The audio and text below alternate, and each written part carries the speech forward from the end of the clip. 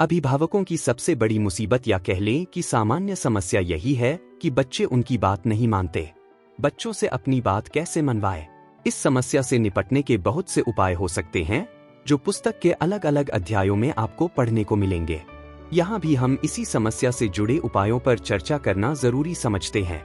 हम अभिभावक या माता पिता अक्सर आतन बच्चों की बहुत सी बातों या मांगों के उत्तर की शुरुआत ना कहकर करते हैं, लेकिन सबसे पहले तो आप इस ना पर ध्यान दें कि जिस बात या मांग पर ना कहा जा रहा है वह जायज है या नहीं।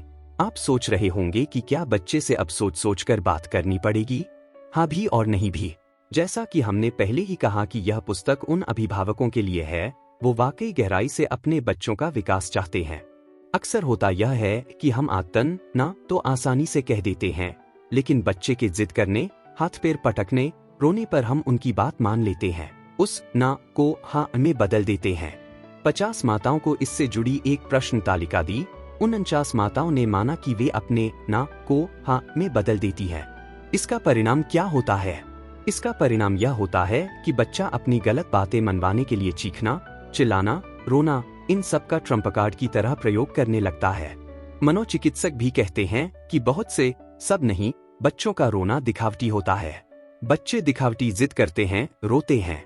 अगर उन्हें इस बात का एहसास हो कि जिद से बात मानी जाएगी तो वे इसे दोहराएंगे। अपनी बात मनवाने के लिए बच्चों को तरकीबें जुटाना आता है। यह खासियत उनके अंदर जन्म से ही होती है जो उम्र के साथ बढ़ती जाती है। उनकी गलत बातें मानने पर वह नकारात्मक होती जाती है। बच्चों की इस समस्या से निपटने का तरीका यही है कि आप जब ना कहें तो पूरे होशो हवास में कहें, यानी आप ऐसे ही मना न करें। बच्चे की बात पर गौर करें, उसके बाद उसे उत्तर दें।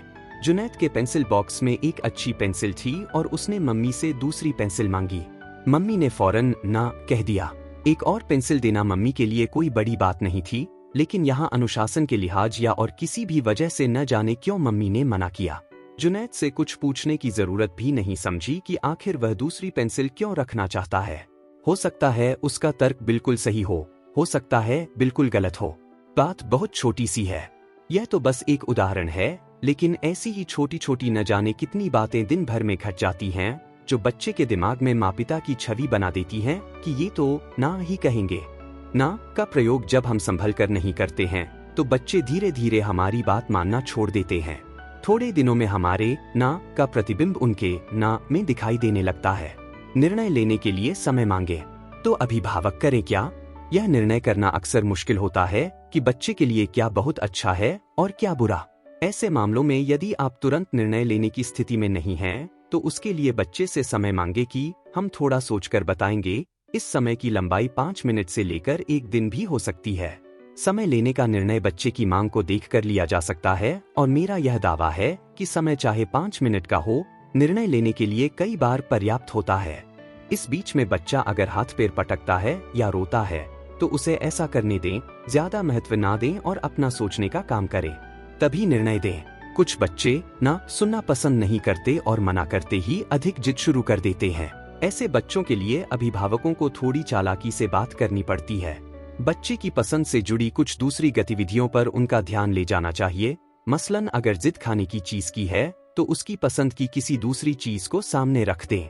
मेरे बेटे अर्णव के सभी दोस्त शाम को आइसक्रीम खाते हैं, लेकिन मैंने यह महसूस किया कि शाम को आइसक्रीम खाते ही उसे जल्दी जुकाम होता है। मैंने उसके लिए आइसक्रीम खरीदी और उसी के हाथ से उसे फ्रीजर में रखवा दिया। समझा दिया कि ये आइसक्रीम वह शाम की जगह दिन में खा सकता है। मैंने ना कहते हुए भी ना नहीं कहा। अर्णव ने बात मान ली। जरूरी नहीं कि हर बच्चा अर्णव जैसा हो और वह फ्रीजर में रखी आइसक्रीम को ना खाने का सब्र सुबह तक कर ले। इसके लिए शाम को आइसक्रीम खाने के दुष्परिणामों के बारे में उसे पहले बताए। अगर सचमुच उसकी जिद के दुष्परिणाम सामने आते हैं तो उसे पहले दी गई जानकारी को याद दिलाए। समय समय पर बार बार बताए। उसे जरूर समझ आएगा कि मुझे तो मना किया गया था, फिर भी मैंने किया और इसी वजह से मुझे तकलीफ हुई। ना कहने का एक रूप यह भी है।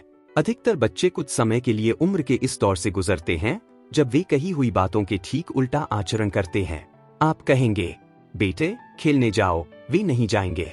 आप कहेंगे, बेटे अभी खेलने मत जाओ, वे बस खेलने जाने की ही जिद कर लेंगे।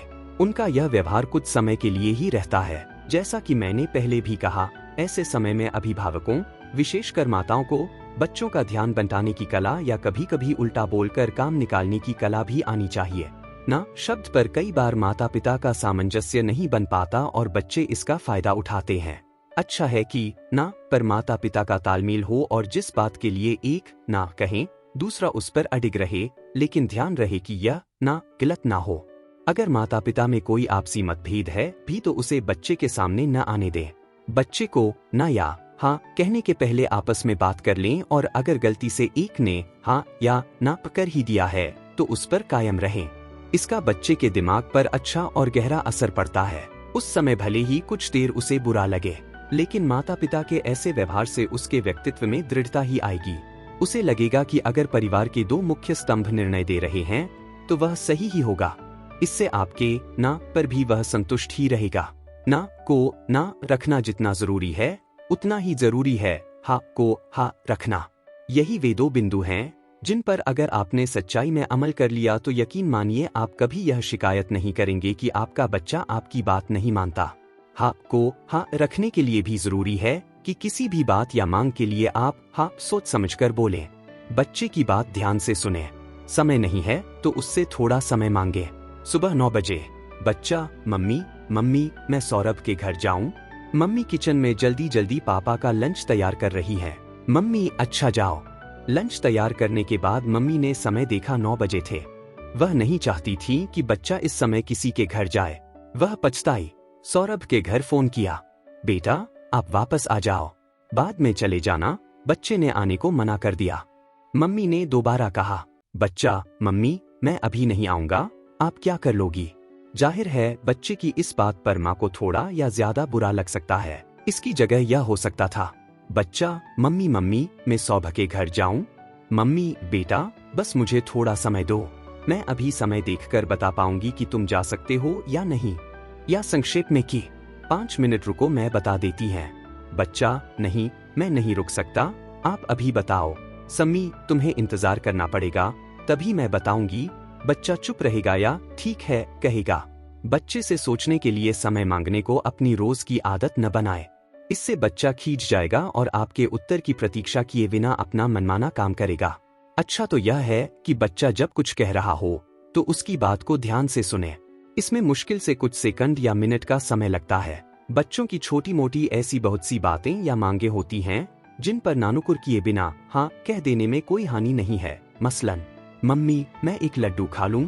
मम्मी मैं ड्राइंग कर लूं। पापा मैं आपके साथ मार्केट चलूंगा। पापा मैं आपके साथ कार साफ करने चलूंगा। इन छोटी छोटी बातों पर यदि आप हाँ कह देते हैं तो आपको या बच्चे को कोई नुकसान नहीं हुआ, उल्टा उसके मन में उस काम की स्वीकृति मिलने और उसे कर लेने का संतोष रहता है। उसे लगता है कि मेरी किसी भी बात पर मेरे माता पिता ध्यान देंगे और सोच समझकर हाँ ना कहेंगे। उसे आप पर विश्वास हो जाएगा। वह आपसे खुलकर बात करेगा, आपकी बात मानेगा। हाँ कहने का तीसरा नियम है कि माता पिता जिस बात पर हाँ करे उसका पालन करें। तभी बार बार कहा जा रहा है कि ना या हाँ सोच समझकर करें। अगर आप नए नए माता पिता बने हैं तो आपको ना या हाँ कहने के लिए सोचने समझने में ज्यादा वक्त लग सकता है, लेकिन धीरे धीरे आपको बच्चों की बातों पर नपीतुली प्रतिक्रिया देने में ज्यादा समय नहीं लगेगा। हाँ कहने से पहले सोचें कि आप इस हाँ को पूरा कैसे करेंगे और कब तक करेंगे।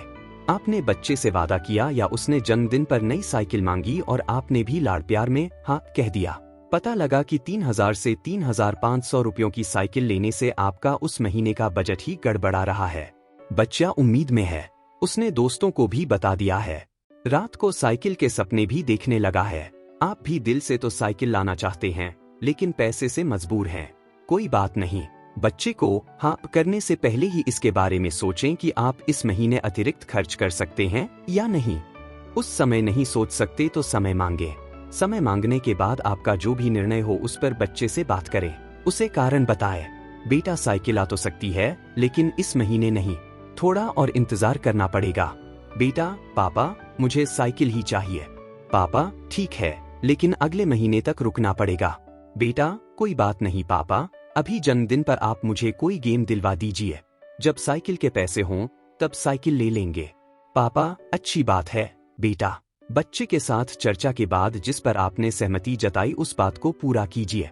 यह बात केवल चीजें खरीदने के लिए ही नहीं बल्कि कहीं घुमाने ले जाने, मूवी दिखाने, साथ बैठकर कोई गेम खेलने, पुस्तक पढ़ने वगैरह पर भी लागू होती है। हाँ, कहने के लिए ना की ही तरह हमारा एक और नियम है माता पिता का सामंजस्य।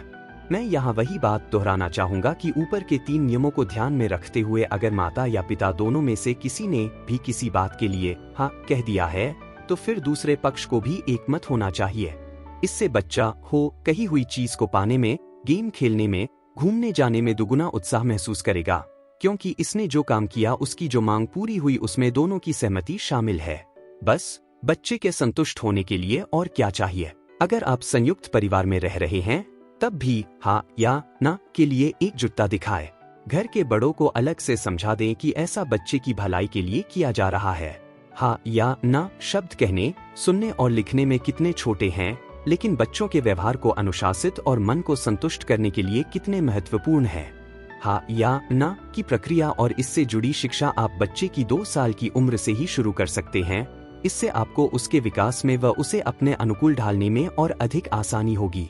यहाँ मैं अभिभावकों से एक बात और कहना चाहूंगा कि माता पिता भी इंसान होते हैं। जिंदगी के हर दौर में हाँ और ना का संतुलित प्रयोग हर समय संभव नहीं होता। अगर कभी झटके में आपने ना की जगह हाँ और हाँ की जगह ना कर ही दिया है और लगता है कि किसी भी तरह से यह आपके अपने लिए, परिवार के लिए या बच्चे के लिए ठीक नहीं है, तो भी आपने बाजी हारी नहीं है। बच्चा आपका ही है। प्यार से या जिस भी सुसंस्कृत तरीके से बच्चा आपकी बात समझ सकता है, उसे समझाए कि क्यों आप अपनी बात को पलटना चाहते हैं। वह समझेगा और जरूर समझेगा।